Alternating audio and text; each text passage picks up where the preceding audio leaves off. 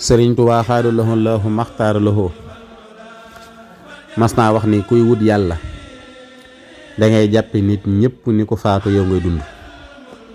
ndax ku faatu mënta yàqal dara kuy dund, maa nga def nit ñépp ñuy dund yow nga faatu, ndax ku faatu jotewut ak dara ñu faatuwul. mas naa wax itam loo xam ne mag la ko laajoon ni ko ndax xam nga kuy dem aljana wala déet, mu ni ko loolu kay sëriñ bi bu ma ko xamoon dana baax. sëriñ bi ni ko loolu de lu yomba xam la, boo saxee ci loo xam ni bu dee ñëwee nuyoo ni mën a dee nga ni ko bismillah xamal ni yaa ngi ci yoonu aljana, waaye boo saxee ci loo xam ni bu dee ñëwee ni la mën a dee nga ni ko xaaral ma defaru